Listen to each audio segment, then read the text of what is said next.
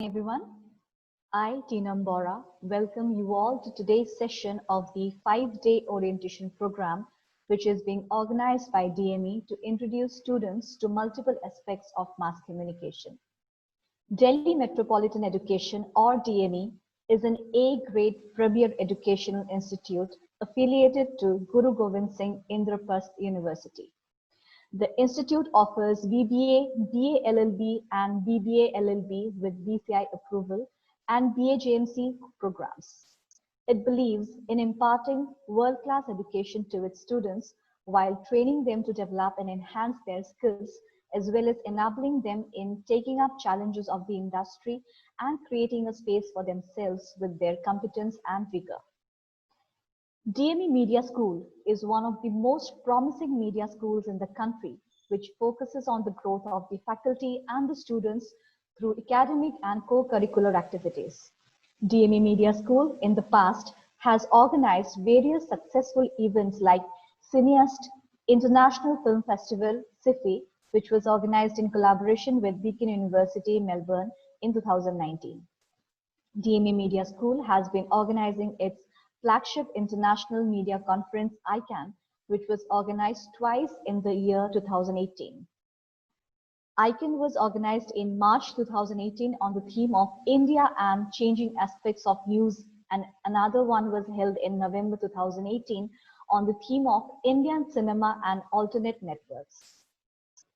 The third edition of ICANN 3, Issues of Community Agenda and News, took place in June 2020 as a 10-day digital live conference held over Zoom, adapting with the changing world. The three conferences witnessed large participation of delegates and experts from different parts of the world. Additionally, we also have BG Verghese lecture series, which is organized every month with eminent media personalities and experts delivering special lectures on issues related to media and other subjects of contemporary value. In the face of changed circumstances owing to the COVID-19 pandemic, DME Media School ensured that the teaching learning process goes uninterrupted and video lectures and in-depth notes were shared with the students promptly. For the new session as well, we have adopted a pedagogy which is more in tune with the contemporary times, keeping in mind the safety of the students, where students will be provided with video lectures for all their courses, followed by subject-specific online tutorial sessions. Apart from curricular activities, we have also organized various webinar series which discussed about the impact of COVID-19 on various industries. And we recently concluded our Media Master web series, wherein we familiarize media aspirants with different fields of mass communication. We have also recently started a chat show series titled Face to Face, which focuses on the students. Let us now take a look at the new digital campus of DME. DME has embraced digital paradigm shift by adopting technology-based learning. Unlike other colleges, we adopted a two-step strategy. In step 1, teachers would be preparing the videos, students would be watching them. In step 2, the student would be coming to the tutorial, clarifying the doubts, making the presentations, and discuss with the teacher. At DME, we have invested in the best in the class academic ERP, which allows us to have a 360-degree robust communication amongst all the stakeholders, students and faculty members. DME's virtual learning mechanism is no less than real-time classroom teaching, wherein the students are provided the pool of e-learning resources in the form of PPTs, video lectures, and online classes in a very student-friendly environment. There is no need of mental blocks. Online teaching is as effective and interesting as offline teaching. Let the students enjoy this new mode of education. In DME, we believe in quality education. We take care of our students. We want to see them happy. Mental and emotional health are one of the most challenging issues of present times. DME Mentoring Cell takes care of that. Not just this, we go beyond academic curriculum to instill the most important employability skills in our students.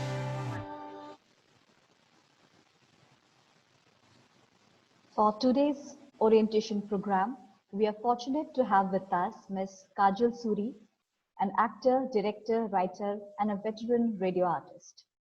Coming from a well-known family of artists in Jammu and Kashmir, daughter of legendary actor, director, and writer Vijay Suri, Ms. Kajal Suri has been associated with theatre since her childhood. She is the recipient of Best Actress Award 7 times from the government of Jammu and Kashmir for her acting prowess. She has directed several theatre plays as well as participated in many theatre festivals held across the country, both as director and actor. She was selected by the Punjabi Academy among 5 women directors for Punjabi Women Directors Festival. She has also organized the very successful Vijay Suri National Theatre Festival in Jammu and Kashmir in June 2016. She has to her credit the production and direction of many TV serials, plays, telefilms and documentaries for Doordarshan Kendra Srinagar, Jammu and Kashmir, and has acted in more than 400 TV serials, telefilms and plays for the same. Kajal ma'am is also the recipient of Sur Aradhna Award for her contribution in the field of art and culture and the Akashvani Annual Award for the production of the feature Prem Ka Sur Astha Ka Sangeet on Kashmir's Sufi saint poetess Laleshwari. She is also the recipient of the Green Fly Excellence Award 2017 in the category of Theatre, Drama and Voice and the 10th National Women Excellence Award 2017 for her contribution in the field of theatre, in which 25 women from all over India were selected for the award. In January 2019, Ms. Suri received Rashtriya Samman by UPTA and the Zora Sehgal National Award 2020 for her contribution in the field of theatre. She has been invited by Delhi University and other private universities on several occasions to deliver lectures on theatre and media and has been the chief guest and judge for street plays and dramatic events by the Dramatic Societies of Delhi University from time to time. She has also delivered lectures on radio drama planning and production to the students at National Academy of Broadcasting and Multimedia, New Delhi on a regular basis. Ms. Suri is currently looking after the drama section of All India Radio, Delhi as program executive. Thank you for joining us today, Kajal ma'am. We are indeed very happy to have you with us and hope that your interaction with our students will be inspiring them to take a keen interest in radio. We are also joined by Professor Amrish Saxena, Dean, DME Media School and Director of DME Studios and Productions.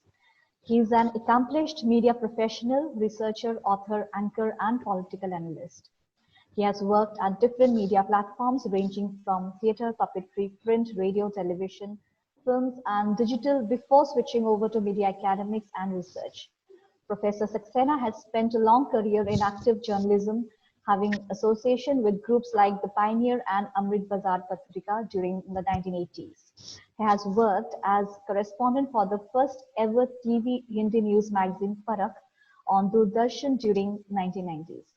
He has been anchoring the highly rated program of AIR FM Gold Market Mantra for close to 2 decades now.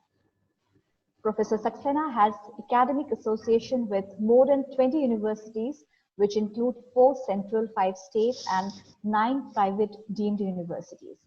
He has 36 books to his credit as sole author, main author, chapter writer, and editor. He has presented more than 60 research papers in national and international seminars and conferences. Professor Saxena has extensive international exposure. He has visited China, Australia, United States, Dubai, Egypt, Spain, and France as part of his academic endeavors. He is also a member of International Association of Media and Communication Research, IAMCR. In 2019, he made a presentation on motivation in journalism education as the sole representative of Asia in World Journalism Education Congress in Paris. I now invite Saxena sir to address the gathering. Thank you, Teenam, for all these words. So since this session belongs to Kajal Suri ma'am, And these are the students who are now entered in the second year. This is the third semester, and since there's a period of pandemic and the classes have not been happening in the offline mode the way we are in a habit of taking classes, and the students are receiving the classes since March. So the last semester also we had to instantly switch over to online mode given the situation, and whatever we could do that time, it all happened. But then we were not knowing that the next semester will also start in the same mode. But now new semester is starting, though the fresh admissions are still awaited, but we have 2 batches of BJMC. So the second semester batch has now entered into third semester because of the promotion that has been given by the university.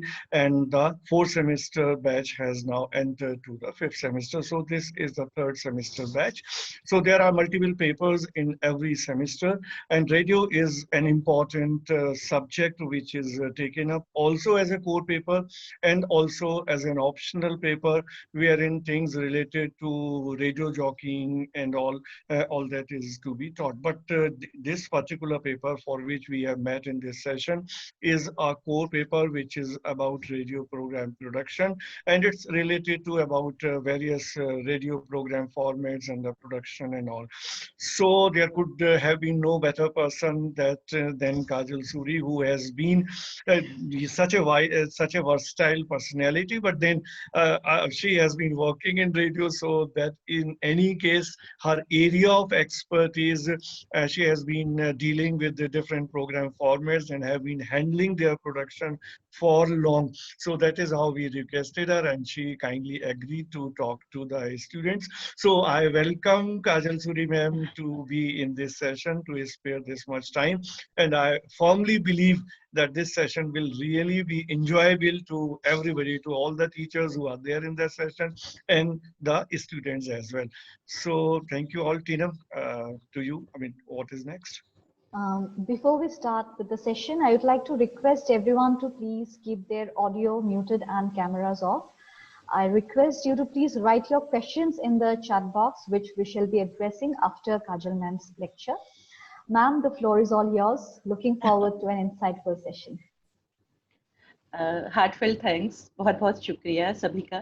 और मैं अपना जो lecture है वो हिंदी में दूंगी, because radio production से मैं जुड़ी हुई हूँ और रेडियो प्रोडक्शन में बहुत सारा काम जो होता है, मेन जो एक्सपीरियंस है वो हिंदी में ही होता है। तो I would like to give my lecture on Hindi radio production पे। तो रेडियो प्रोडक्शन के बारे में जैसे हम जानते हैं, रेडियो के बारे में, रेडियो एक ऐसा वास्ट मीडियम है जो इजीली लोगों तक पहुँचता है। We all know this is a fact. And ये एक ऐसा मीडियम है जो रिमोट एरियाज में बहुत ईजिली अवेलेबल है। स्पेशली ये तो सभी जानते हैं कि किस तरह से अर्बन या रूरल लोगों की बात करें, it's very handy, it's very inexpensive, power supply की ज़रूरत नहीं होती, तो बहुत इजीली अवेलेबल है ये। और जो मेन पर्पस है रेडियो का वो है कि एजुकेशन को एंटरटेनमेंट के थ्रू प्लान करके लोगों तक पहुंचाना। This is the main M of radio and radio productions also. तो द मेन थिंग इज कि रेडियो के थ्रू जो वर्ड्स होते हैं उनकी पेंटिंग क्रिएट की जाती है इन फ्रंट ऑफ द जो आपके लिसनर होते हैं, जो आपको रेडियो सुन रहे हैं उनके आगे, क्योंकि वो ये वॉइस का मीडियम है, ये आवाज का मीडियम है। तो जो आपके लिसनर हैं वो आपसे कैसे कनेक्ट होंगे? जब आप उनके सामने शब्दों के माध्यम से एक पेंटिंग सी क्रिएट करोगे तो वो आपसे कनेक्ट हो जाएंगे। फॉर एग्जाम्पल, जैसे हम बारिश का कोई सीन है, अगर रेडियो ड्रामा की हम बात करते हैं तो बारिश का कोई सीन है या बारिश के बारे में हम उनको बता रहे हैं रेडियो नाटक में, तो एक तो शब्दों के माध्यम से एक चित्र सा, एक पेंटिंग सी डेवलप हो जाएगी, और इसके साथ साथ साउंड एंड इफेक्ट्स जो होते हैं they play a very very important role. तो रेडियो प्रोडक्शन के फॉर्मेट की अगर हम बात करें तो सबसे पहले तो मैं यही कहूँगी कि जैसे एक मैगजीन होता है, एक मैगजीन का खूबसूरत सा कवर होता है, वो हमें अट्रैक्ट करता है, और फिर उसके अंदर के हम कंटेंट देखते हैं कि इस मैगजीन में क्या क्या है। इस मैगजीन में एडवर्टाइजमेंट होने चाहिए जो हमें फैसिनेट करते हैं, और इसमें आर्टिकल्स अच्छे होने चाहिए, एंटरटेनमेंट का पार्ट होना चाहिए, स्पोर्ट्स का होना चाहिए, सिनेमा का होना चाहिए। Almost every topic we wanted to see in that magazine with a beautiful cover. But same is with the radio. Radio एक ऐसा composite program है जिसमें different formats हैं और वो हर एज ग्रुप के, हर तरह के लोगों की जो चीजें उनको कैटर करता है, उनकी नीड्स को पूरा करता है. तो डिफरेंट प्रोग्राम्स होते हैं, अलग अलग प्रोग्राम्स होते हैं जो हम लोगों तक पहुंचाते हैं. तो आई एम श्योर कि आप लोगों में से बहुत सारे लोगों ने कनेक्ट किया होगा रेडियो से, चाहे वो FM के थ्रू हो या न्यूज़ के थ्रू हो या फोन इन प्रोग्राम्स हो या फिर करंट इश्यूज पे कोई प्रोग्राम्स हो, करंट अफेयर्स पे कोई प्रोग्राम हो. तो कहीं ना कहीं रेडियो ने लोगों को टच किया है. I am sure about that. तो अब इन सब में अगर हम रेडियो प्रोडक्शन के फॉर्मेट की बात करें तो रेडियो प्रोडक्शन का जो फॉर्मेट है उसमें रेडियो नाटकों की बात तो मैं बाद में करूंगी. रेडियो टॉक्स जिनको वार्ता भी कहा जाता है, ये डिफरेंट टॉपिक पे होती है, चाहे वो साइंस का हो, चाहे वो विमेन इश्यूज को लेकर हो या टूरिज्म को लेकर हो, किसी भी चीज को लेकर हो, एक रेडियो टॉक्स, रेडियो वार्ता. देन कम्स कमेंट्री, चाहे वो लाइव कमेंट्री हो, रनिंग कमेंट्री हो. Then comes announcement. Announcement is a very integral part of radio productions. Radio interviews, radio documentaries, radio discussions, radio features, जिसको रूपक भी कहा जाता है. Comparing आरजिंग जो होते हैं, रेडियो जॉकी जो होते हैं, वो anchoring. Then comes magazine programs, की जो मैगजीन प्रोग्राम्स होते हैं, जैसे लिटरेरी मैगजीन प्रोग्राम है जिसको सांस्कृतिक पत्रिका भी कहते हैं, या फिर विज्ञान पत्रिका जिसमें साइंस से जुड़ी चीजें होती हैं, स्पोर्ट्स मैगजीन जिसमें स्पोर्ट्स से जुड़ी चीजें होती हैं. स्पेशल ऑडियंस प्रोग्राम होते हैं रेडियो में, जो स्पेशल ऑडियंस होते हैं, जैसे विमेन है उनके लिए विमेन प्रोग्राम है, जो या सीनियर सिटीजन है उनके लिए उत्तर कथा नाम से एक प्रोग्राम होता है जो उनकी नीड्स को कैटर करता है कि वो किस तरह के प्रोग्राम सुनना पसंद करते हैं. देन कम्स पंजाबी प्रोग्राम होता है. देन वी हैव यूथ को जो करते हैं टारगेट, वो यूथ प्रोग्राम्स के नाम से होता है. इवन युवानी के नाम से तो पूरा एक अलग सेक्शन है जो यूथ की के प्रोग्राम्स को देखता है, अलग अलग चीजों को देखता है रेडियो में. Then we have Urdu program and music section, एक अलग सा सेक्शन है. रेडियो प्रोडक्शन के जरिए जो भी ऑडियो कंटेंट है उसको लिसनर तक पहुंचाना, this is the main M of radio. अगर हम रेडियो टॉक्स के बारे में बात करें, रेडियो टॉक्स की प्रोडक्शन के बारे में बात करें, तो सबसे पहले तो ये होता है किसी भी फॉर्मेट को जो प्रोडक्शन तक लाने में, जो पोस्ट प्रोडक्शन की अगर हम बात करते हैं, उससे पहले क्या क्या करना होता है एक रेडियो प्रोडक्शन के लिए. तो सबसे पहले तो अगर हम रेडियो टॉक को लें तो सबसे पहले जो एक प्रोड्यूसर होता है उसको सबसे पहले एक लेआउट बनाना होता है. उस 1 महीने का लेआउट बना लिया और उसमें ले लिया कि जो कौन कौन सी टॉक्स, कौन कौन सी टॉपिक्स पे टॉक्स हम ले सकते हैं. कुछ स्पेशल प्रोग्राम्स होते हैं, कुछ इंपॉर्टेंट डेट्स होती हैं, कुछ बर्थडेज होते हैं, कुछ करंट इश्यूज होते हैं. तो किस किस टॉपिक्स पे हम इस दिन जो हमारे वीक में डेज हैं, किस किस टॉपिक में हम टॉक्स लेंगे. तो वो एक फॉर्मेट बनाया जाता है, एक लेआउट बनाया जाता है एक प्रोड्यूसर के थ्रू. प्रोग्राम जिसको प्री प्रोडक्शन कहते हैं, तो वो सारा लेआउट बना लिया. उसके बाद जो लेआउट होता है उसको अप्रूव करवाया जाता है जो हायर अथॉरिटीज से होता है. हायर अथॉरिटी से अप्रूव करवाने के बाद जिसको हमने टॉक में बुलाना है, जो एक्सपर्ट्स होते हैं रिलेटेड टू दैट टॉपिक, जिसमें हमने किसी टॉकर को बुलाना है, तो हम उससे कांटेक्ट करते हैं. देन कॉन्ट्रैक्ट बनाया जाता है, उनकी जो भी फी होती है उनको बुक किया जाता है. और जो टॉक का जो टाइम होता है, क्योंकि टॉक एक अकेला इंसान बोलता है, वार्ता जिसे कहते हैं, तो वो जिसका टाइम, जो ड्यूरेशन होती है वो एक्सीड नहीं होनी चाहिए 8 से 10 मिनट के बीच में, नहीं तो बड़ा मोनोटोनस हो जाता है. तो ये बहुत ज़रूरी है कि टॉक एकदम क्रिस्प हो और एकदम हिट करे जो आपके लिसनर हों. किसी भी टॉपिक पे हो सकती है. तो जब उसको बुलाया जाता है, टॉक को फिर सुना जाता है कि उन्होंने कैसी टॉक लिखी है. वो टॉक पे जो करेक्शंस होती हैं वो प्रोड्यूसर के थ्रू ठीक की जाती हैं. देन कम्स फिर टॉकर को रिकॉर्डिंग स्टूडियो में, जो टॉक रिकॉर्डिंग स्टूडियो है वो अलग होते हैं, वहां ले जाया जाता है. वहां पे रिकॉर्डिंग होती है. रिकॉर्डिंग के बाद एडिटिंग का काम आता है. और एडिटिंग ऐसी कि जो नेचुरल पॉजेस होते हैं वो नहीं हटाने होते हैं, बिल्कुल भी नहीं हटाने होते हैं. तो ये बहुत ज़रूरी है कि उसके बाद इसको अनाउंसमेंट लगा के, या तो इसकी लाइव अनाउंसमेंट जो अनाउंसर होता है वो करता है जब इसको स्टूडियो में ब्रॉडकास्ट दिया जाता है, या तो अनाउंसर इसकी लाइव अनाउंसमेंट करता है, या एक कंप्लीट कैप्सूल बना के अनाउंसमेंट के साथ रिकॉर्ड करके कि सो एंड सो ये टॉक है और इसमें जो वार्ताकार ये हैं और ये किसने प्रोड्यूस किया उनका नाम, और ये हम ब्रॉडकास्टिंग के लिए दे देते हैं. इस तरह से ये तो हुई रेडियो टॉक्स की बात. अब बारी आती है कमेंट्रीज के बारे में. कमेंट्रीज, लाइव कमेंट्रीज भी होती हैं, रनिंग कमेंट्रीज होती हैं। ये कमेंट्रीज लोगों को बहुत पसंद है। जो अगर ऑडियंस रिसर्च सेल की बात की जाए तो उनके अकॉर्डिंगली कमेंट्री एक बहुत इंपॉर्टेंट पार्ट है रेडियो प्रोडक्शन का, और लोगों को बहुत पसंद है, और ये लाइव होती है। और जो कमेंट्री है वो कभी भी रिकॉर्डेड नहीं होती, ना ही उसको एडिट किया जाता है। It's live always. जस्ट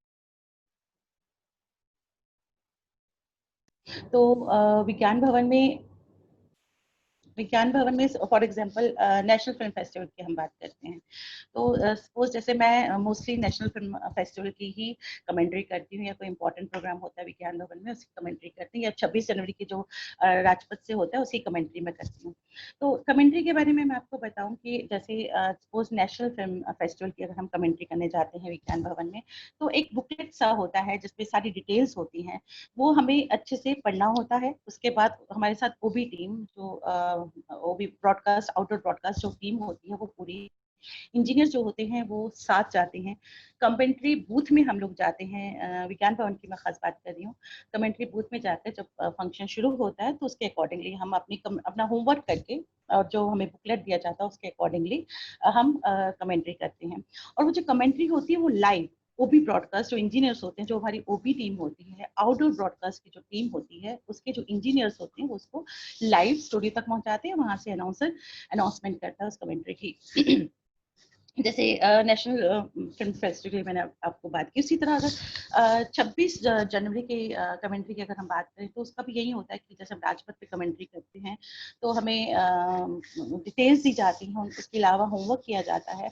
और फिर बूथ जो होते हैं, कमेंट्री बूथ होते हैं जहाँ से हम परेड की कमेंट्री करते हैं, तो वो हमारे साथ आउटडोर ब्रॉडकास्ट टीम का होना बहुत ज़रूरी है, इंजीनियर्स का होना बहुत ज़रूरी है। जब हम लाइव कमेंट्रीज करते हैं किसी स्पॉट से, तब हमारे साथ एक टीम होती है, और वो लाइव कमेंट्री जो इंजीनियरिंग की टीम होती है वो पूरी जो हमारी कमेंट्री है वो स्टूडियो में जाता है थ्रू इंजीनियर्स, और जो उनकी टेक्निकल चीज़ें होती हैं। एंड देन जो अनाउंसर है वो कमेंट्री करता है, जो अनाउंसर है वो अनाउंसमेंट करता है, और कमेंट्री हो जाती है।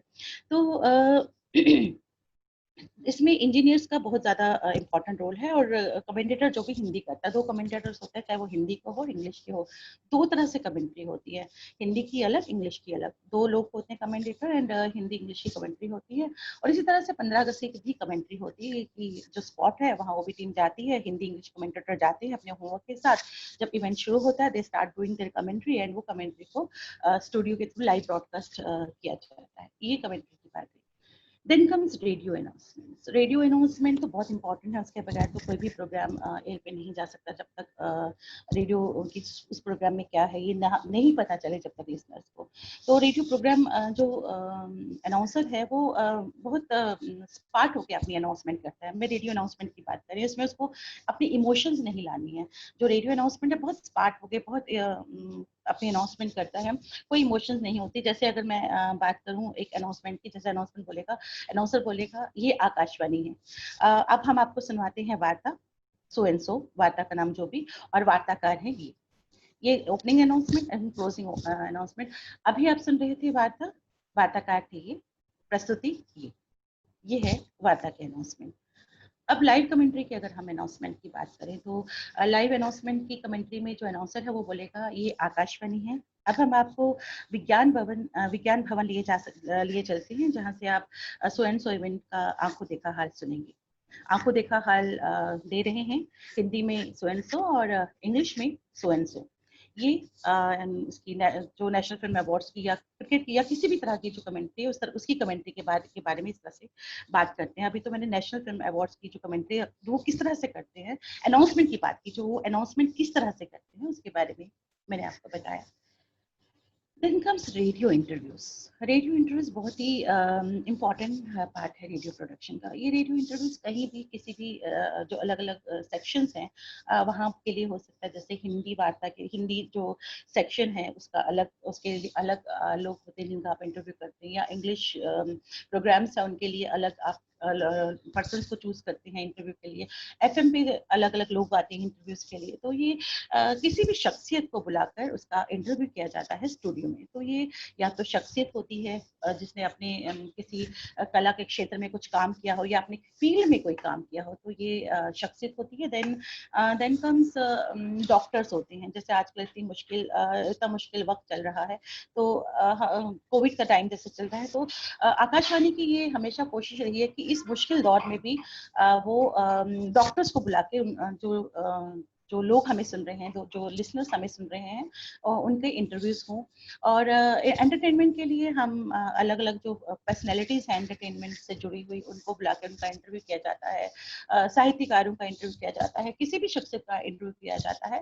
फिर डेट एंड टाइम फिक्स होता है कि जो इंटरव्यू है ये कितनी ड्यूरेशन का होगा, 10 मिनट का होगा, 15 मिनट का होगा, 20 मिनट का होगा, आधे घंटे का होगा, कितनी ड्यूरेशन का इंटरव्यू होगा, वो डिसाइड किया जाता है। और टाइम कितने बजे ये इंटरव्यू ब्रॉडकास्ट होगा। तो इंटरव्यू जब शेड्यूल करता है एक प्रोड्यूसर, रेडियो का प्रोड्यूसर जब इंटरव्यू शेड्यूल करता है, तो उसके लिए भी उसको उसी चीज़ों में से गुजरना पड़ता है कि लेआउट बनाना है कि मंथ के कितने दिनों में कितने इंटरव्यूज जाएंगे, कौन सी इंपॉर्टेंट डेट्स पड़ रही हैं, कौन सी इंपॉर्टेंट चीज़ें आ रही हैं जब ये इंटरव्यूज की बहुत ज़रूरत है। जैसे मैंने बताया कि आजकल जैसे हम कोविड का टाइम चल रहा है, तो हमारा ये होता है कि हम डॉक्टर्स को बुला के उनका इंटरव्यू करें। भले ही हम स्टूडियो में नहीं बुला सकते हैं, लेकिन हम फोन पे इंटरव्यू करके उसको फिर प्रॉपर उसका एडिट करके उसको हम अपने लिसनर्स तक पहुंचाते हैं।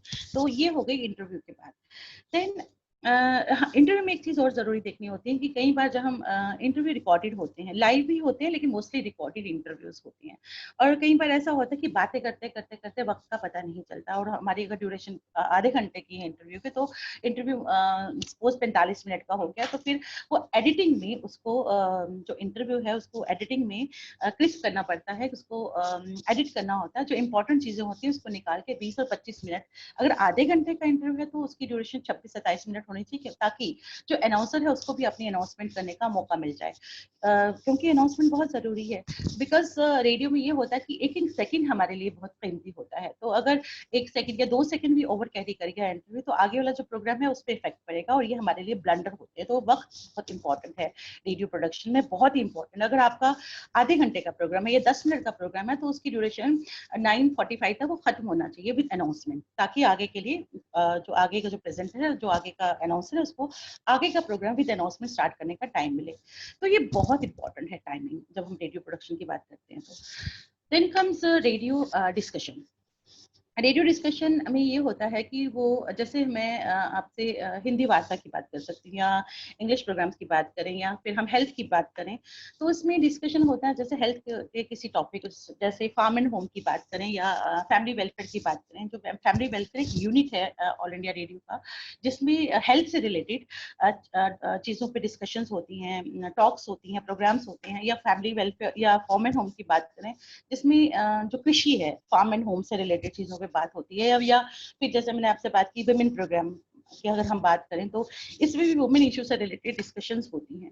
इसमें क्या होता है कि एक्सपर्ट का एक पैनल बनाया जाता है। किसी टॉपिक को, पहले टॉपिक सेलेक्ट किया जाता है कि हम इस टॉपिक पे हमने डिस्कशन करनी है, ये बर्निंग टॉपिक है, ये हॉट टॉपिक है, और ये बहुत इंपॉर्टेंट टॉपिक है, जो हम चाहते हैं कि हमारे लिसनर इस टॉपिक से खुद को रिलेट करें। वो किसी भी चीज़ पे हो सकता है, किसी भी चीज़ से, किसी भी इंपॉर्टेंट टॉपिक पे हो सकता है।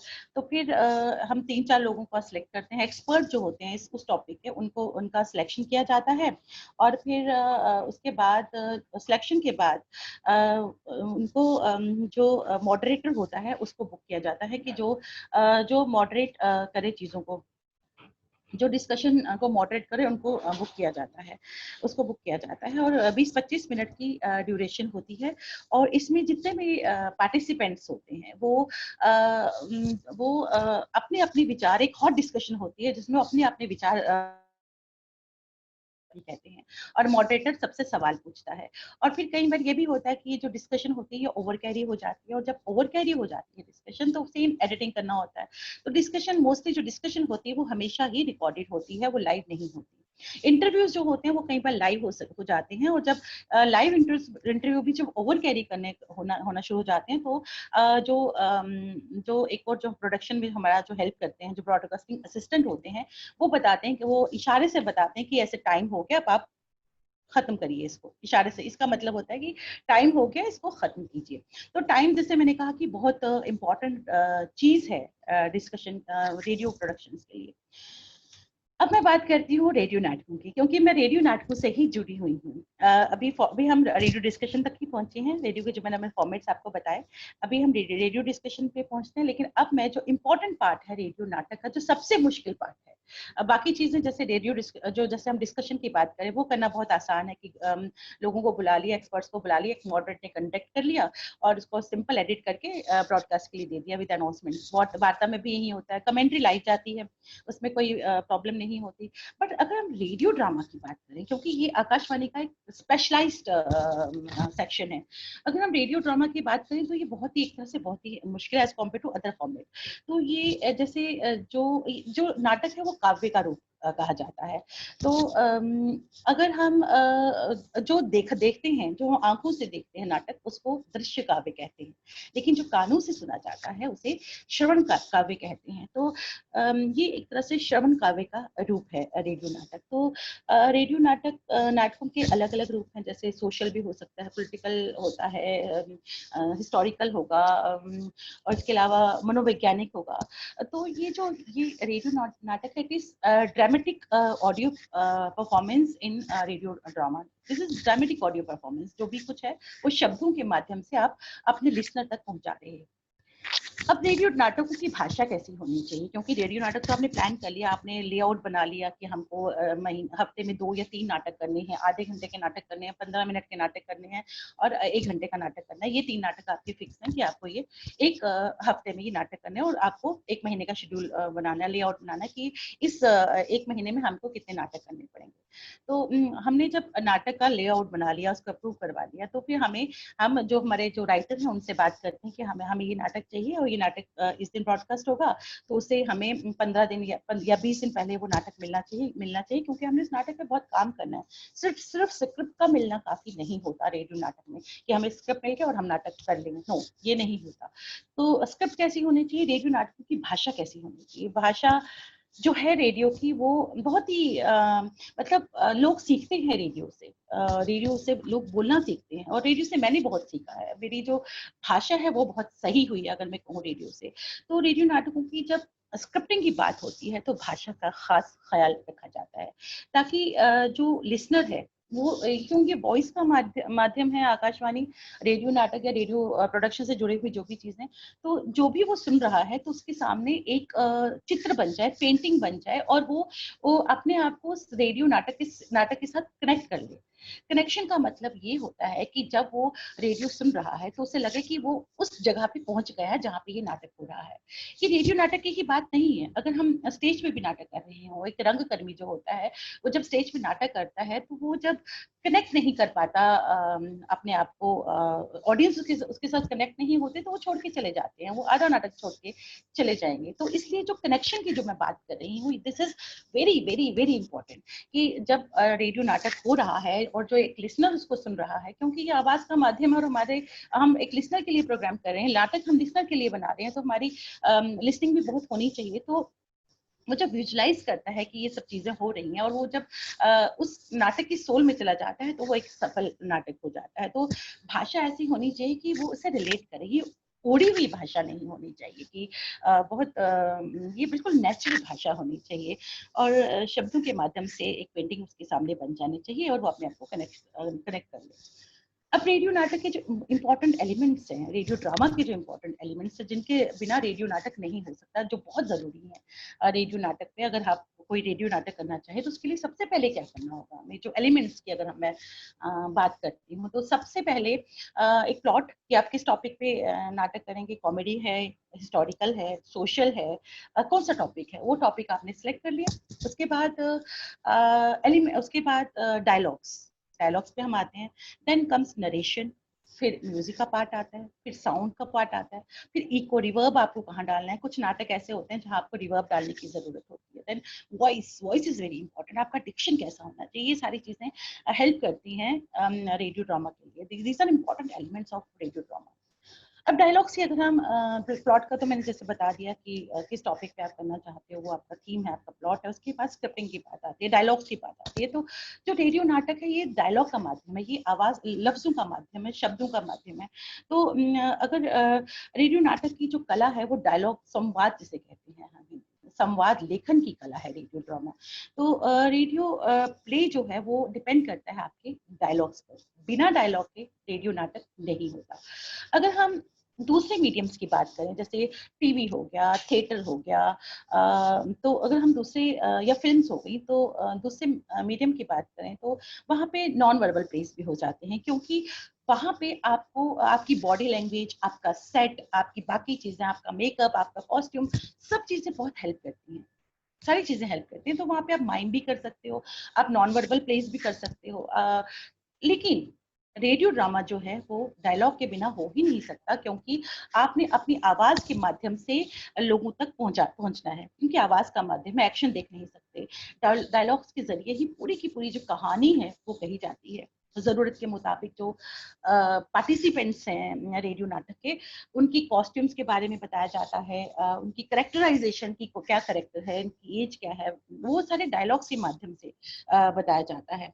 और डायलॉग्स के साथ साथ म्यूजिक एंड इफेक्ट्स भी बहुत इंपॉर्टेंट रोल प्ले करता है। तो इसके जरिए श्रोता के सामने ये जब चीजें पेश की जाती हैं तो श्रोता अपने आप को इनके साथ रिलेट करता है। जो पार्टिसिपेंट्स हैं, जो हमारे रेडियो ड्रामा के आर्टिस्ट हैं, उनके जो एक्टर जो काम कर रहे हैं, उस पात्र को निभा रहे हैं, तो पात्रों के इमोशंस, उनके आइडियाज, उनके विचार, उनके मन में क्या द्वंद्व चल रहे हैं, क्या चीजें उस पात्र के मन में चल रही है, वो सारी एक डायलॉग के माध्यम से बताई जाती हैं। तो डायलॉग के बगैर ये हो ही नहीं सकता। और एक एग्जांपल देना चाहूंगी मैं आपको यहाँ पे, रेडियो ड्रामा के जो डायलॉग्स की बात हम कर रहे हैं। तो मोहन राकेश एक बहुत जाने माने प्ले राइट हैं, बहुत जाने माने प्ले राइट है वो, थिएटर के खासकर। तो उनका एक बहुत ही क्लासिक प्ले है आषाढ़ का एक दिन, और मुझे लगता है जितने भी मीडिया के लोग हैं या जो किसी न किसी तरीके से साहित्य से जुड़े हुए हैं, उन्होंने इस नाटक का नाम जरूर सुना होगा, आषाढ़ का एक दिन। बहुत ही खूबसूरत नाटक है, क्लासिक है ये। तो ये जो नाटक है ये मोहन राकेश ने रंगमंच के लिए लिखा था, लेकिन इसको रेडियो के लिए भी किया गया, और इसका जो रेडियो एडेप्टेशन है वो भी मोहन राकेश ने किया। अब रेडियो एडेप्टेशन की मैं बात करती हूँ, रंगमंच के नाटक की।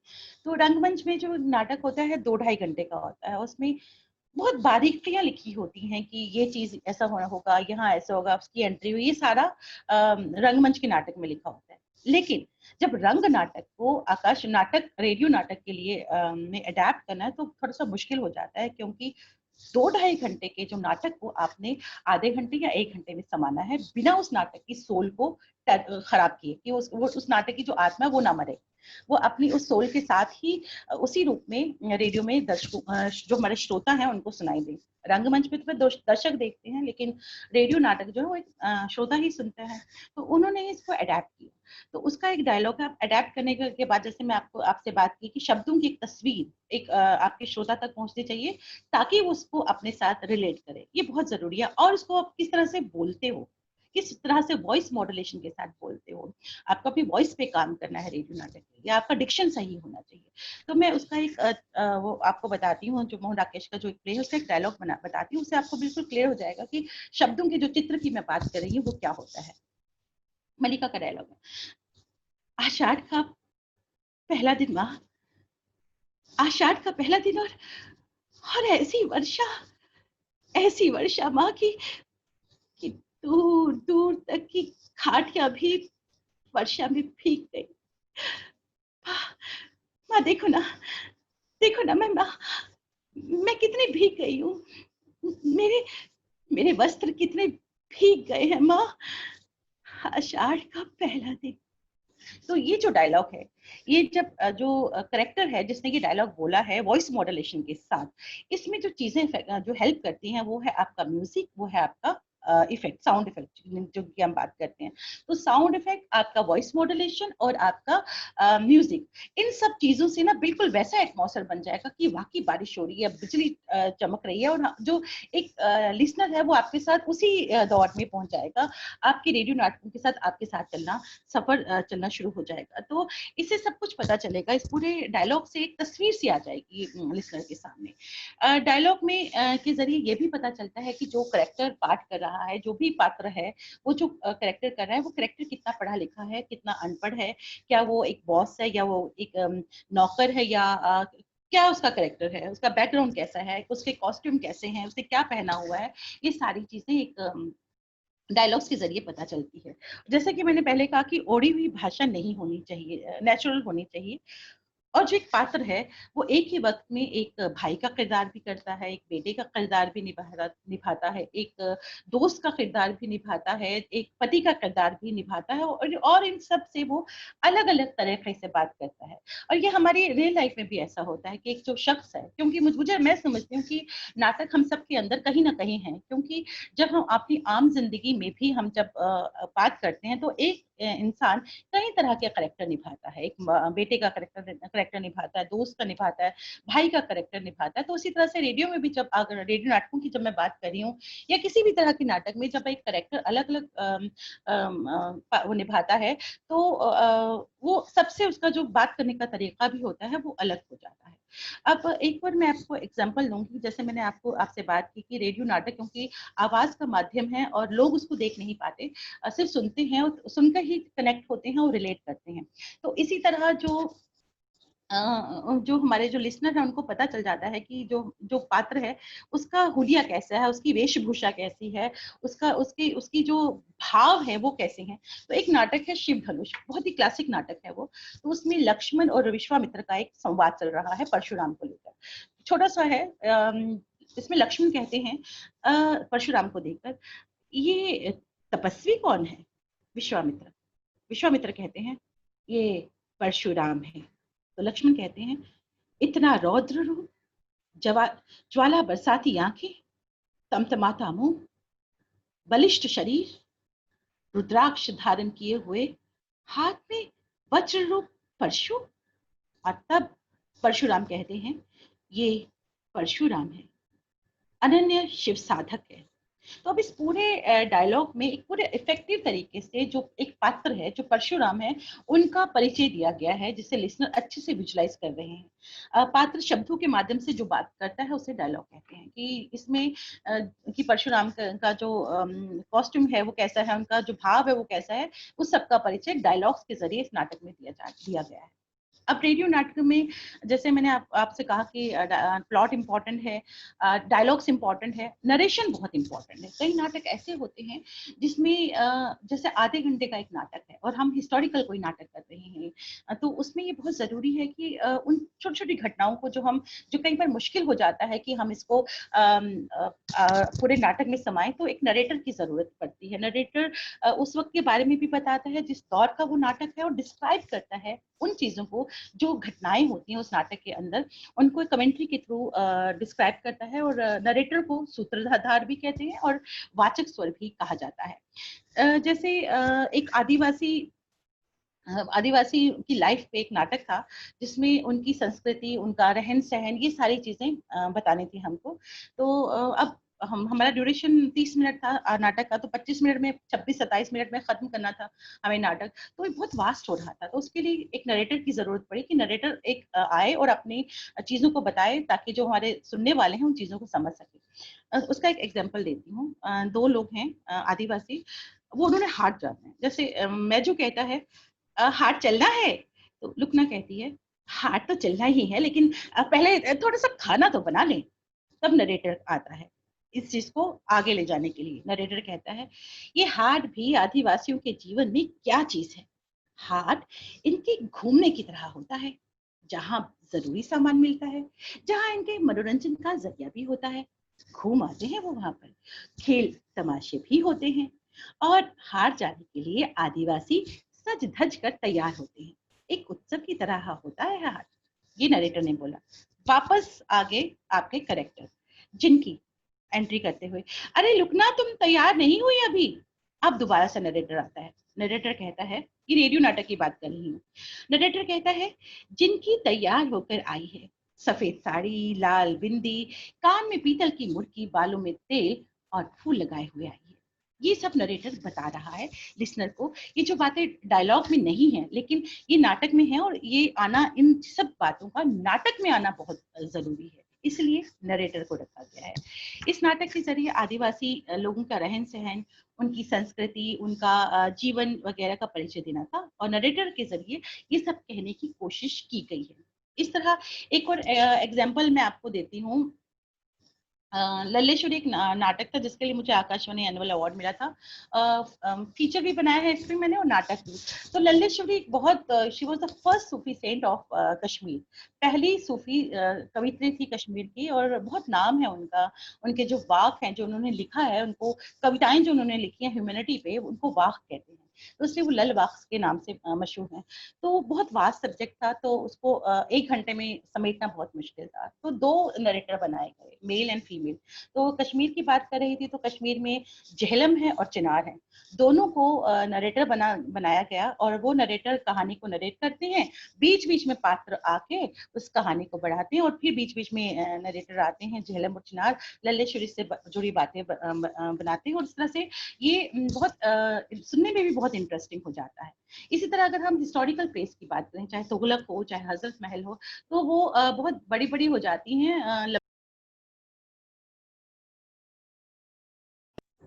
तो ये चीजें बहुत मुश्किल हो जाती हैं। अब ये तो मैंने बात की नरेशन की, तो अब अगर रेडियो म्यूजिक की बात करें, तो जो म्यूजिक है रेडियो नाटक का, वो जो म्यूजिक है वो सोल कही जाती है रेडियो प्रोडक्शन की।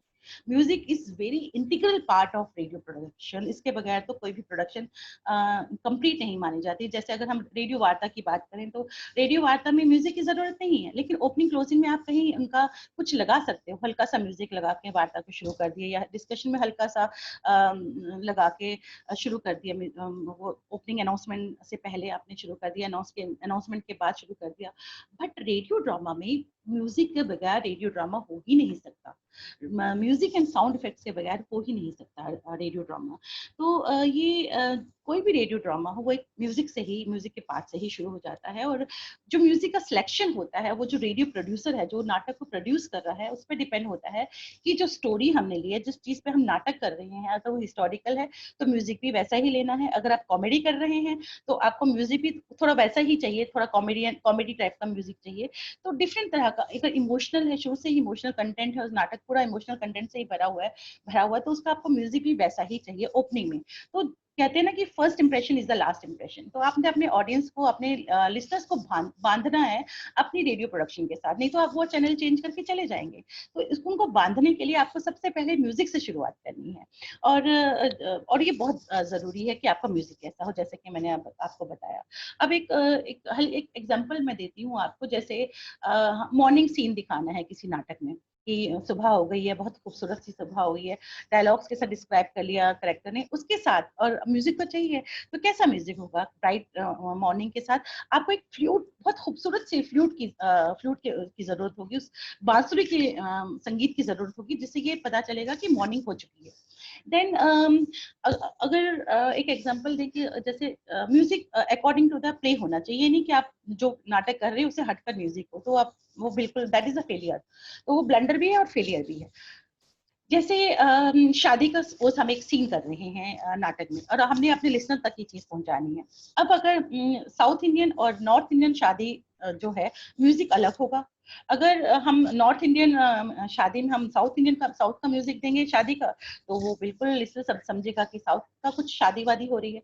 तो ये चीज सही नहीं है। आपने लिसनर को एक करेक्ट इमेज देनी है कि आप किस इरा का और किस स्टेट का आप ये करेक्टर दिखा रहे हैं, और उनकी शादी का अगर सीन है तो साउथ इंडियन शादी का जो होगा वहाँ पे साउथ इंडियन म्यूजिक, शादी का म्यूजिक लगेगा, और अगर नॉर्थ इंडियन शादी का म्यूजिक है तो वो नॉर्थ इंडियन का ही लगेगा।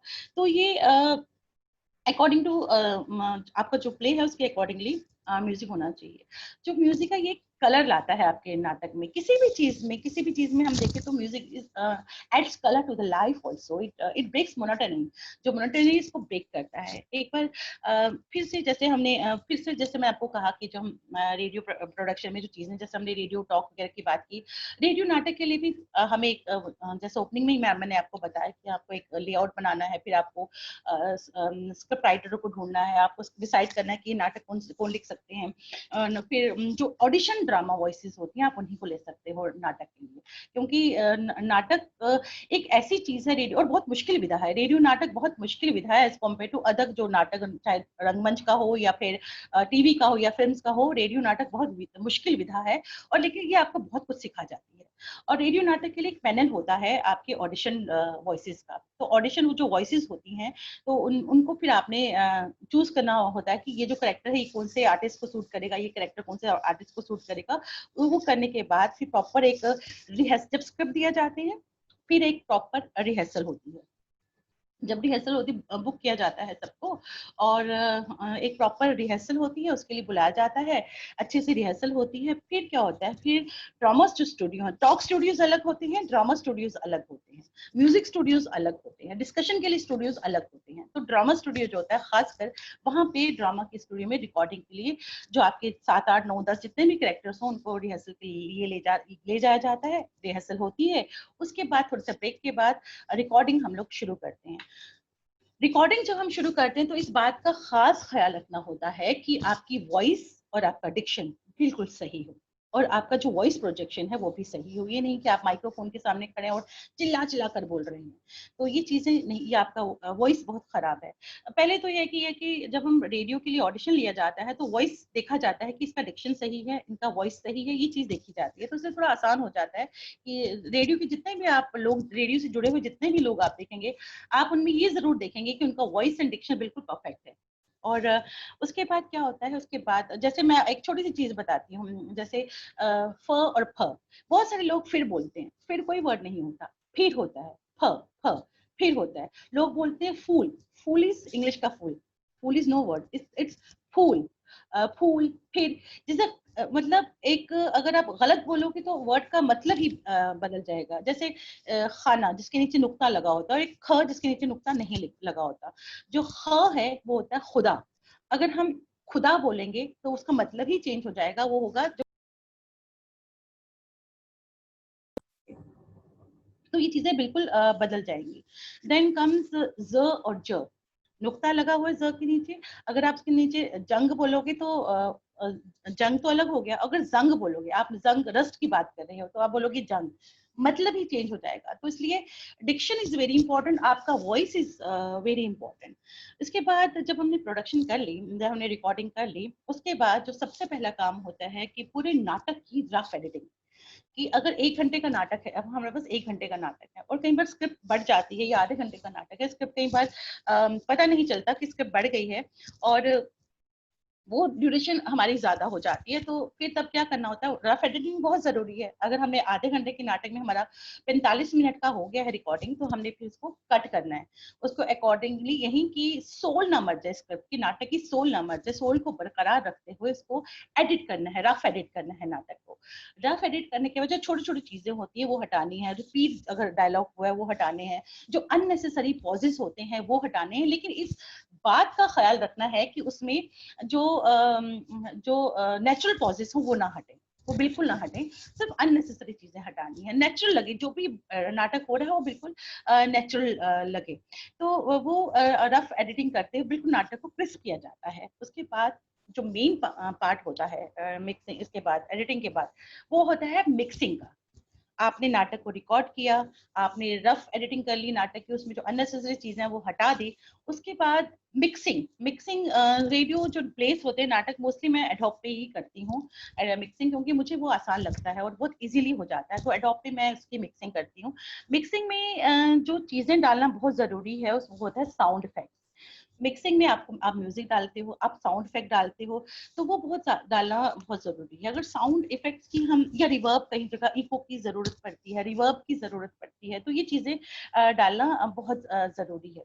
अब अगर साउंड इफेक्ट की मैं बात करूं तो अगर हम रसोई का कोई सीन बता रहे हैं कि ये जो सीन है ये रसोई का है या डाइनिंग टेबल का है, तो वहाँ पे रसोई से जुड़ी चीजें जैसे बर्तन है, ये सारी चीजें आप उनका साउंड इफेक्ट देना बहुत जरूरी हो जाएगा।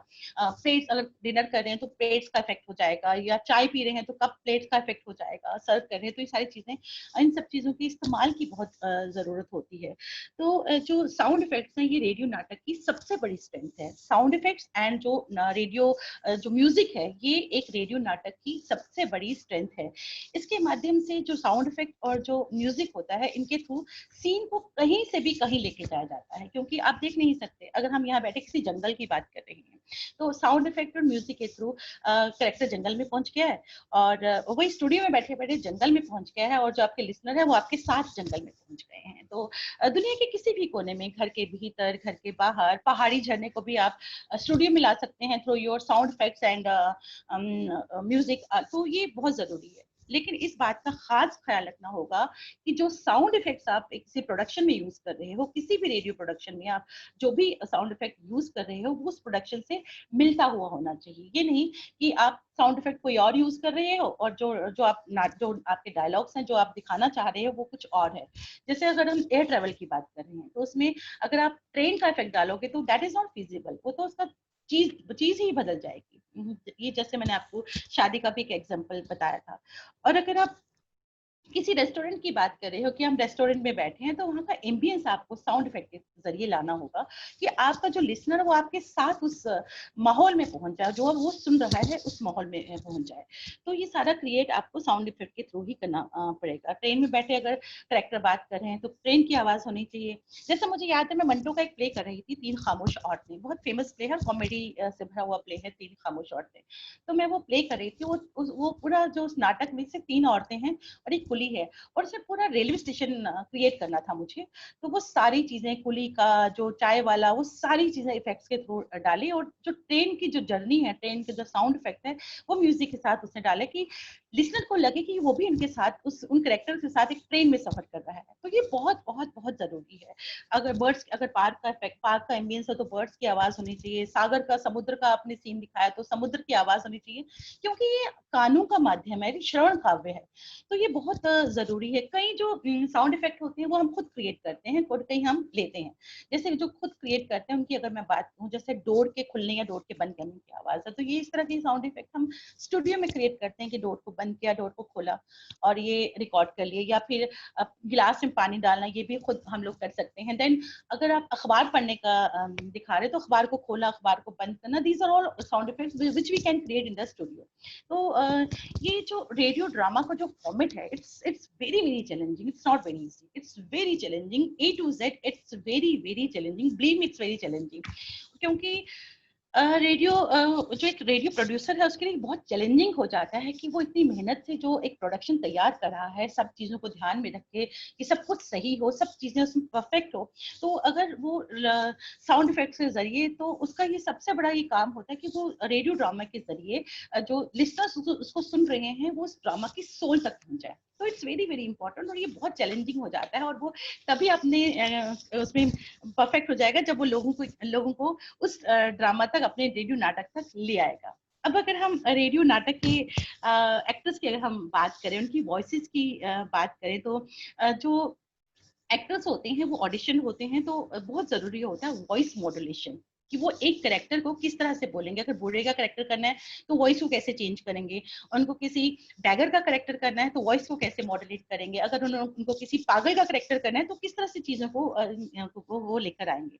तो वॉइस के जरिए किस तरह से फीलिंग्स अपनी कन्वे करेंगे। स्टेज की तरह इसमें ब्लॉकिंग नहीं होती, और ना ही जो कैरेक्टर है उसको लर्न नहीं करने होते डायलॉग, वो एक स्क्रिप्ट दी जाती है। रिहर्सल में उस स्क्रिप्ट जो कैरेक्टर वो कर रहा है उसकी सोल तक पहुंचने की कोशिश करते हैं, और फिर वो उसको इनेक्ट करते हैं थ्रू माइक्रोफोन। तो रेडियो पुलिस का जो सेट होता है, अगर हम सेट की बात करें, जैसे थिएटर में हम करते हैं कि अगर हमने कोई चीज दिखानी है, जंगल का सीन दिखाना है तो हमें पूरा जंगल क्रिएट करना है, रेस्टोरेंट का सीन दिखाना है तो पूरा रेस्टोरेंट क्रिएट करना है। लेकिन रेडियो में ऐसा नहीं होता।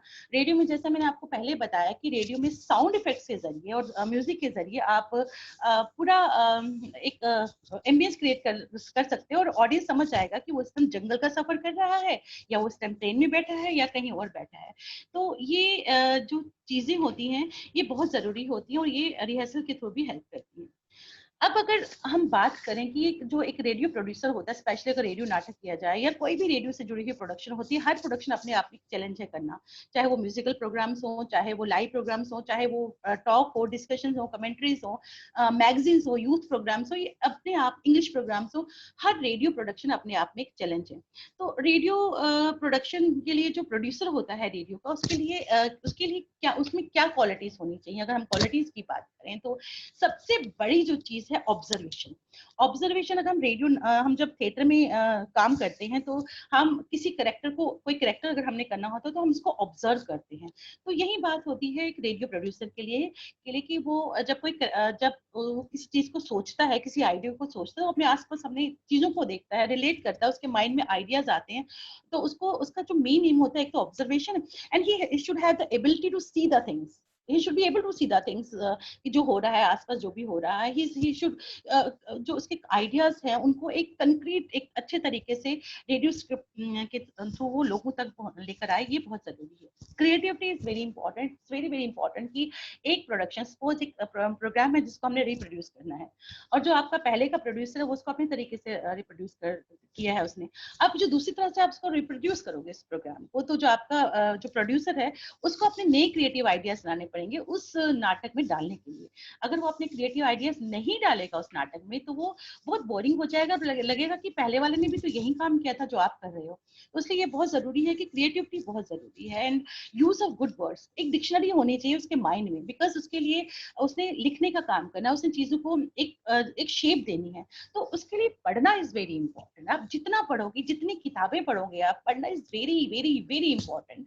जितने भी आप किताबें पढ़ोगे वो वर्ड्स आपके यहाँ जमा हो जाएंगे, आपका मेंटल हॉरिजन ब्रॉड हो जाएगा और आप अपने शब्दों का सही इस्तेमाल कर पाओगे। And he should have inquisitive behaviour, that is also very very important for a radio producer.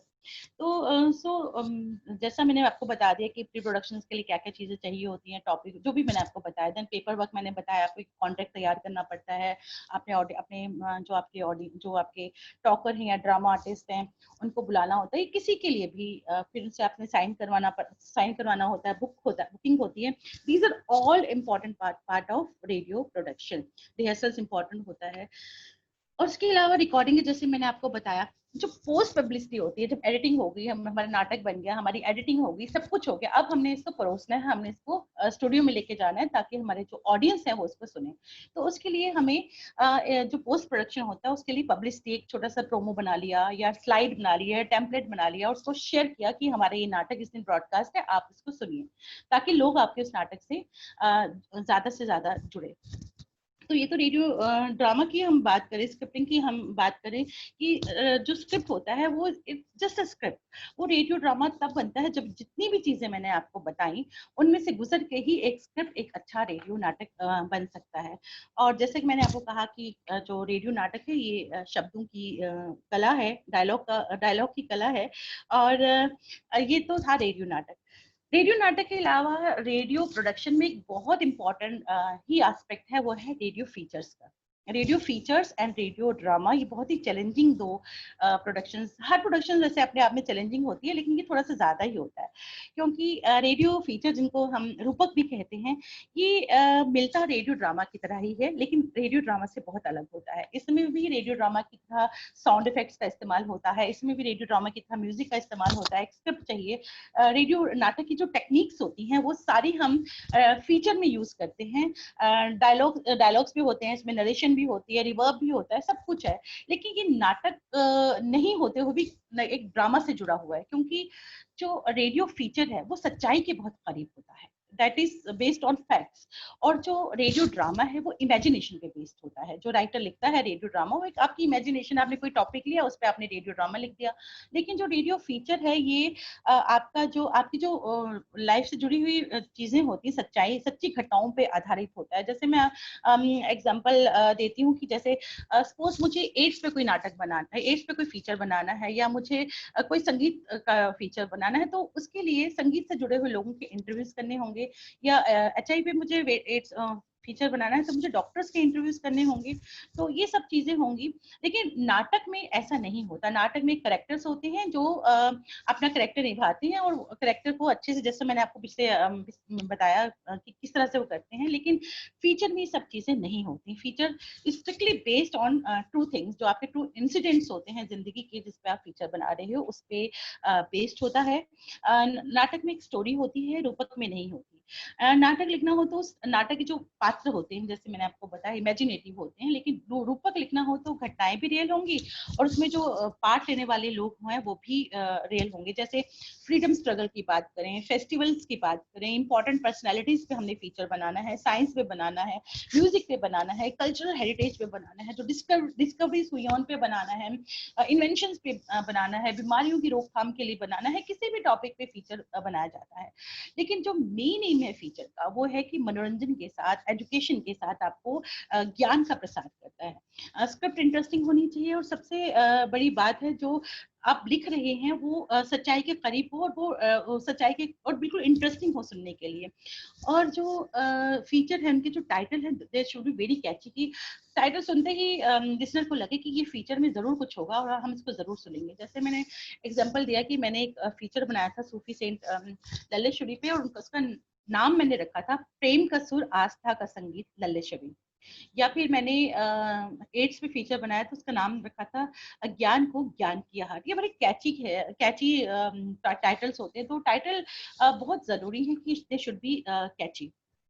और इसमें ये भी होता है, जैसे अभी लेटेस्ट मैंने तवी जम्मू पे फीचर बनाया, तवी के किनारे। तो ये भी मेरा लेटेस्ट है। इसमें एक राइटर तवी के बारे में लिखता है, और तवी से जुड़े हुए जितने भी लोग हैं, जितने भी हिस्टोरियंस हैं या फिर साहित्यकार हैं, वो उनकी बाइट्स ली और एक फीचर तैयार किया बड़े इंटरेस्टिंग तरीके से। फीचर ना सुनने में बहुत इंटरेस्टिंग होना चाहिए, with the help of sound effects and with the help of music. तो जब हम फीचर में इंटरव्यूज डालते हैं, तो प्रोड्यूसर को ये देखना है कि ये ना होकर एक बाइट हमारे पास है, 5 मिनट की बाइट है। सपोज मैं तवी के किनारे पे फीचर बना रही हूँ, तो एक बंदे ने मुझे बाइट दी, एक पर्सन ने मुझे बाइट दिया जो 5 मिनट की है। तो वो 5 मिनट की बाइट ही अगर आप एक साथ डाल देंगे फीचर में, तो बहुत बोरिंग लगेगा। 2 या 3 मिनट से ज्यादा की भी अगर बाइट डालेंगे तो बहुत बोरिंग लगेगा। आप ये कर सकते हैं कि जो उस बाइट में इंपॉर्टेंट चीजें हैं उनको लेकर बीच बीच में भी कहीं डाल दें, कि एक तो नरेशन भी चल रही है, बीच बीच में बाइट्स भी आ रही है, म्यूजिक भी आ रहा है, गाना भी आ रहा है उससे रिलेटेड। तो वो सुनने में बहुत ही इंटरेस्टिंग लगेगा, और उससे ना वो जो विविधता जिसे कहते हैं वो बनी रहती है। और ये कोशिश करनी चाहिए कि अगर आपने एक बाइट इंटरव्यू की डाली, दूसरी बाइट आप म्यूजिक की डालें, सारी बाइट्स एक साथ डालने की कोशिश ना करें, तो उससे ना उसका चार्म खत्म हो जाता है। तो ये बहुत जरूरी है। तो फीचर की जैसे अभी हमने बात की, तो फीचर में भी नरेटर की जरूरत होती है। नरेटर एक भी हो सकता है, नरेटर 2 भी हो सकते हैं। अगर आपने विविधता की अगर हम बात करें, तो मेल और फीमेल को आप ले सकते हैं narrator.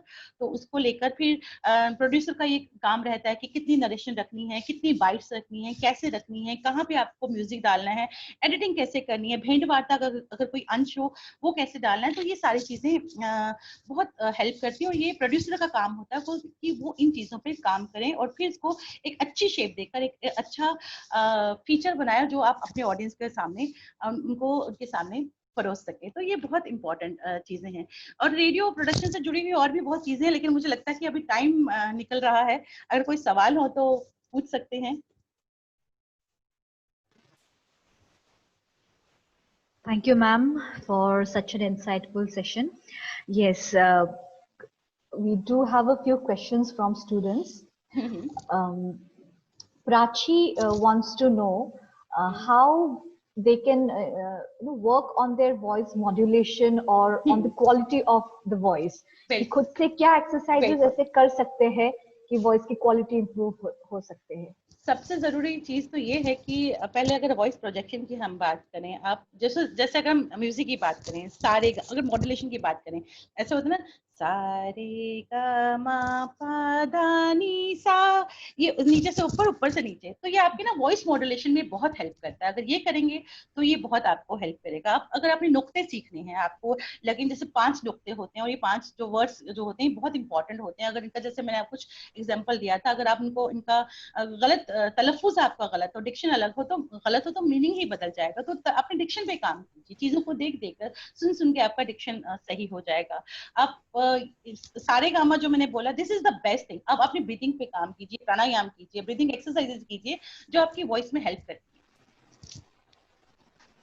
Okay. And there's another question. Siddharth is asking that how do you record the ambient sounds and sound effects? कि इसको live record करते हैं या फिर you create them using different objects? Yes, मैंने अभी आपको ये बताया, जब हम इफेक्ट लेते हैं, जैसे ये सारा प्री प्रोडक्शन में ही आता है कि हमने एक नाटक लिया, हमें इसमें ये चाहिए। कुछ तो हमारा म्यूजिक सेक्शन जो है नाटक का, रेडियो का, आकाशवाणी का, वहां से हमें इफेक्ट्स मिल जाते हैं म्यूजिक पार्ट की अगर हम बात करें, क्योंकि म्यूजिक में तो ये सब चीजें होती हैं, तो हमें म्यूजिक से मिल जाता है। कुछ चीजें हम खुद क्रिएट करते हैं, जैसे मैंने आपको बताया कि पानी डालना है आपने, वो क्रिएट कर दिया, कप प्लेट का इफेक्ट क्रिएट कर दिया, बाकी चीजें अखबार का, या पैसे देने का, या बुक खोलने का, दरवाजा बंद करने का, कार बंद करने का, ये सारी चीजें हम ऑलरेडी रिकॉर्ड करके रखते हैं कि हमें आगे फ्यूचर में काम आएंगे। तो इस तरह से हम काम करते हैं। Sukriti ma'am, ma'am, there is one more question from our student Siddharth Kukreja, and he is asking कि वाचिक अभिनय को इफेक्टिव बनाने के लिए क्या-क्या करना चाहिए?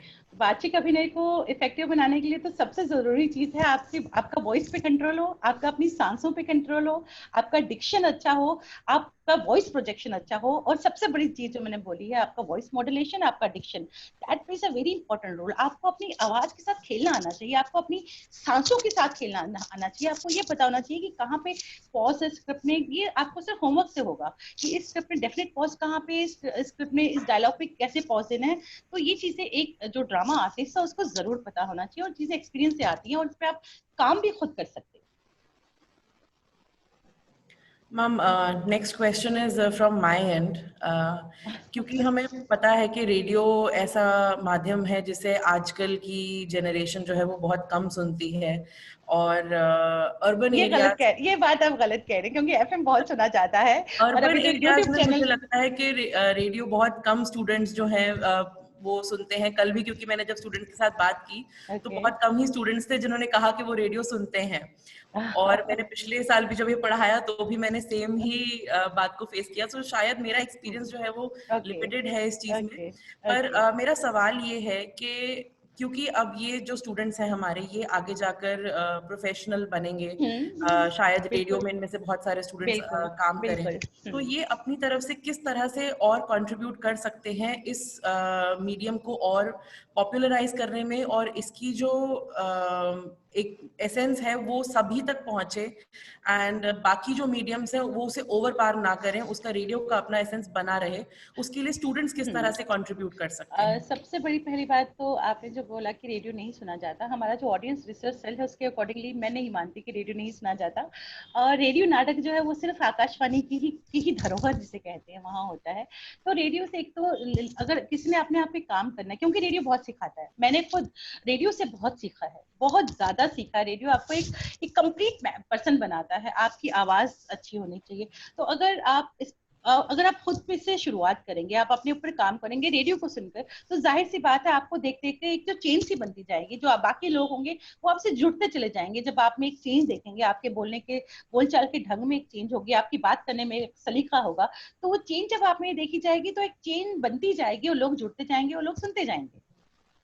तो ये बहुत जरूरी है, this is very important for young generation कि वो ये काम करें। बिकॉज आजकल जो सबसे जरूरी चीज मैंने देखी है कि वो आपका डिक्शन जो हिंदी का खासकर है बहुत खराब होता है, या चाहे इंग्लिश की भी बात करें तो diction plays a very very important role. आप कुछ भी बोले वो कानों को ना चुभे, दिस इज इंपॉर्टेंट। जैसे मैंने एक छोटा सा वो एग्जांपल दिया था कि फिर बहुत बोला जाता है, फिर इज नो वर्ड, इट्स फिर होता ही नहीं है, फिर होता है। सफल बोलते हैं, सफल इज नो वर्ड्स, इट्स सफल। फूल इज नो वर्ड, इट्स फूल। तो ये चीजें आपको रेडियो ही सिखाता है। आप सुन के आपको लगता है कि आपको सीखना है, आप सही बोल रहे हो या गलत बोल रहे हो, and practice makes a man perfect.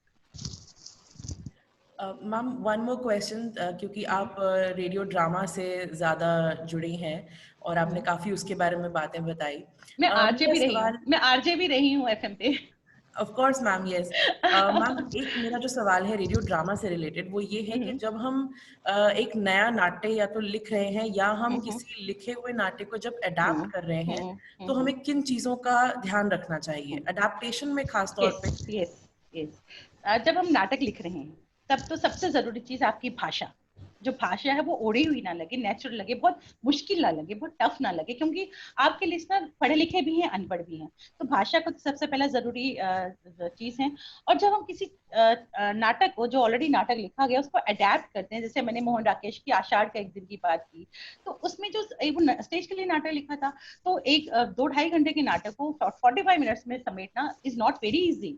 तो उसको आप जब अडेप्ट करते हो तो इस चीज का खास ख्याल रखना चाहिए कि नाटक की जो आत्मा है वो ना मर जाए। तो उसके लिए आपको बहुत, एक बार नहीं 10 बार तो पहले वो नाटक पढ़ना होगा जिसको आप अडेप्ट करने जा रहे हो। आपके पास शब्दों का भंडार होना चाहिए। शब्दों का भंडार तभी आएगा जब आप बहुत सारी बुक्स पढ़ते हो। तो ये चीजें आपको बहुत हेल्प करती है एक नाटक को अडेप्ट करने के लिए, उसकी सोल को मारे बिना, उसकी सोल को बरकरार रखना is very very important. Alright, thank you, ma'am. Ma'am, one last question from my end. Okay. This is for me and Sukriti ma'am, for both of us, as we'll be teaching radio production.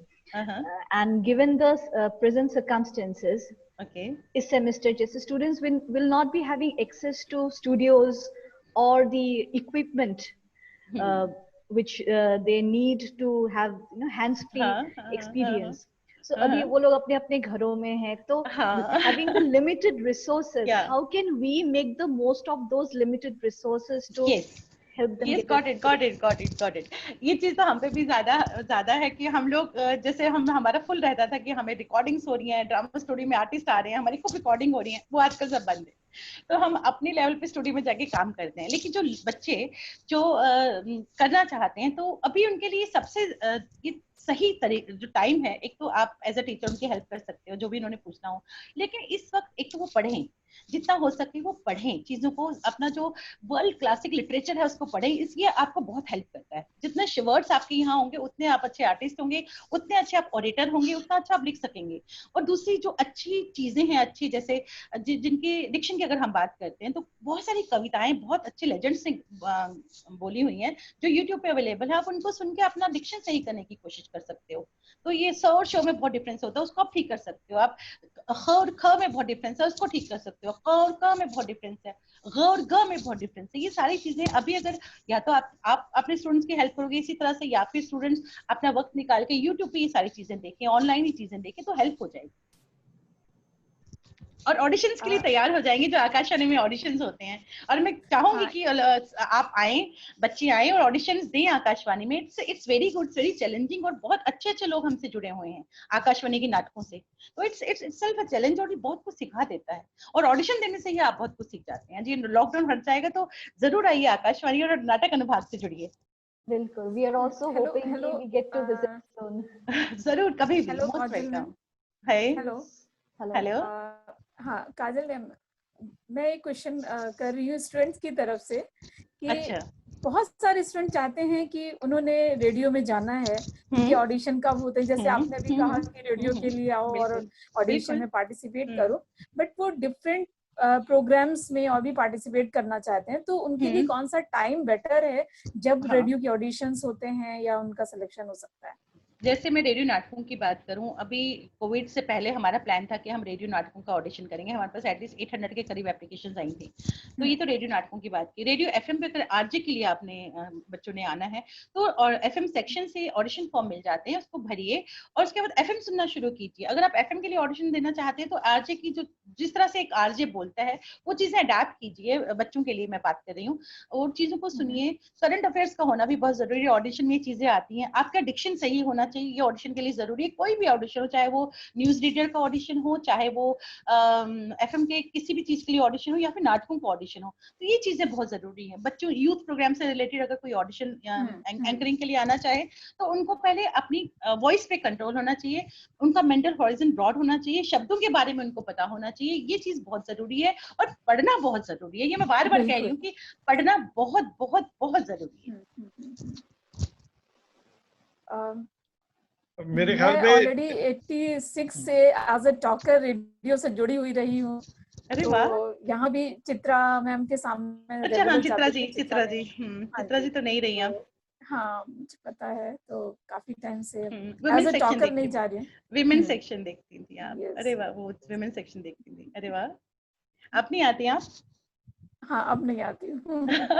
तो नाटकों से जुड़ी है, radio नाटकों अभी से? मैं केवल फीचर डॉक्यूमेंट्री का जब ये होता तो एज अ जूरी में गई हूँ जब अवार्ड सेरेमनी। हमें, मैं एक चीज जरूर कहना चाहूंगी, हमें रेडियो फीचर लिखने वालों की बहुत जरूरत होती है। अगर कुछ कोई हो तो हमें जरूर दीजिए। अभी बिकॉज फीचर भी मैं ही देखती हूँ, तो आई वांट कि जो अच्छा फीचर लिखने वाले हों। बिल्कुल बिल्कुल कुछ हो तो मुझसे आप जरूर आइए आकाशवाणी में, मैं नाटक अनुभाग में ही बैठती हूँ, तो जरूर आइए और मिलिए मुझसे आप। मैं तो काजल मैम उसमें आप तो नाटक में आपको बुलाया, आप आते ही नहीं है। आप इतने बिजी रहते हैं। आपको 2-3 बार बुलाया है, आप नहीं आए हैं। मैं आकाशवाणी अवार्ड के केवल फीचर उसमें डॉक्यूमेंट्री सेक्शन में तो जाती हूँ। वो सेंट्रलाइज्ड है, मैं दिल्ली स्टेशन की डॉक्यूमेंट्रीज देखती हूँ, तो आप मुझे दीजिए अगर है तो। I really want to have it, I really want to have good scripts on. Also wrote in 98 में तो मैंने पूरा एक सीरियल लिखा था रेडियो के लिए। वो एडोलसेंट में जो एड्स अवेयरनेस को लेके। क्या नाम था उसका? सपनों को साकार बनाए। इट वाज, अच्छा हाँ, ये करीब 32 एपिसोड्स में था। लेकिन आकाशवाणी के लिए नहीं होगा, इन हाउस प्रोडक्शन होगी, बाहर की प्रोडक्शन? नहीं, आकाशवाणी के लिए। कौन थे तब? छिब्बर जी? नहीं, छिब्बर जी नहीं थे। There was some other, I don't remember. It was in 98. हाँ, अच्छा, मैं तो थी भी नहीं यहाँ पे। नहीं, काफी पहले। हाँ, तो अब अभी भी आइए ना, अब जब हम आपको बुलाए आप बिल्कुल नहीं आते। बट आई रियली नीड कि मुझे अच्छे स्क्रिप्ट चाहिए हैं, डॉक्यूमेंट्रीज के भी, नाटकों के भी। वो तो I be more than happy. Radio तो in any case is everybody's medium. अभी हम एक सेशन और कर रहे हैं अलग से रेडियो के ऊपर, जिसमें Divya Vasudev will be coming, who is an RJ in radio city. तो वो इसी पे बात कर रहे हैं कि रेडियो इज एवरीबॉडीज मीडियम। तो रेडियो तो सभी का माध्यम है। चूंकि मैं तो रेडियो में जाता हूँ and I am this news reader for the last almost 30 years और सो। और मैं देखता हूँ कि कितना ज्यादा लोगों में इंटरेस्ट है एंड क्रॉस सेक्शंस के लोग आते हैं। वो किसी प्रोफेशन में हो, बट वो सारे लोग आते हैं, न्यूज में भी और प्रोग्राम में भी, दोनों ही साइड में। बिल्कुल। इवन मैं आपके यहाँ दिल्ली मेट्रोपॉलिटन कॉलेज है ना आपका? जी। तो मैं यहाँ पे आ चुकी हूँ। यहाँ पे था मीडिया एंड लैंग्वेज, फिर मैंने यहाँ पे सेमिनार में आई थी, मैं और नवेद आए थे। नवेद और मैं आए थे काफी टाइम पहले। नवेद और मैं, हम दोनों आए थे यहाँ पे। काफी पहले I was not there even, मैं वाज नॉट मैं तब आई थी। सो टीनम, take it forward. So thank you Kajal ma'am for sparing your time and for encouraging our students to take keen interest in radio.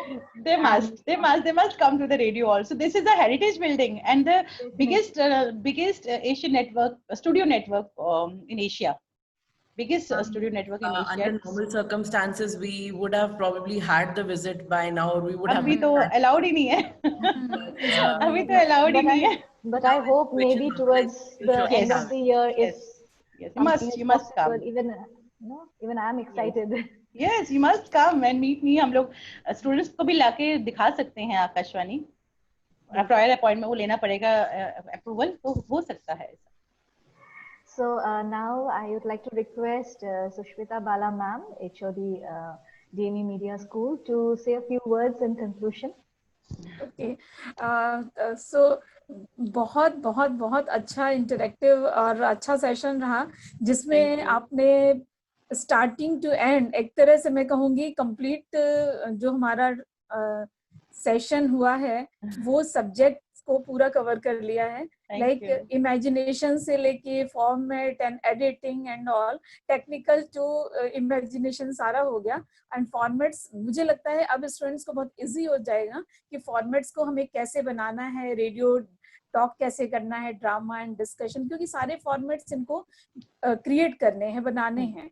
और because of online classroom ये अब इनको इतना हेल्पफुल होगा कि ये आराम से ये सारा काम कर सकते हैं हम लोगों के थोड़े से क्लासेस को लेने के बाद. Very true, thank you. So very nice session. Thank you Kajal ma'am, it's very nice, it's very nice. Thank you all. Thank you. Thanks a lot. Thank you all for joining us. Our next session is on how to appreciate a film and will begin at 2 p.m. The invited speaker for this session is Mr. Prince Shadwal, an independent filmmaker from Mumbai. So I request the students to join at 2 p.m. once again. And thank you all. Have a good day. Thank you. At Delhi Metropolitan Education DME, we have an excellent infrastructure. We have a studio for production which is known as Studio 62. It was inaugurated by Tigmanshu Dhulia, who is a noted filmmaker. And within the studio, we have so many facilities. We have a chroma setup, we have a news setup, we have a chat room setup. And since floor is splendid, we can shoot any kind of program. We also have a separate radio studio. And we have also organized Mega Film Festival SIFI and International Conference ICANN, and received lots of films and received lots of paper in that conference. For a college, the software is very important. In my college, the software comprises of 3 things. First is the teaching, second is the research, and third is the mentoring. With the help of these 3 softwares, we train a student in such a manner that placement is just a byproduct. One of the essential features of Law School at DME is its well-equipped moot court.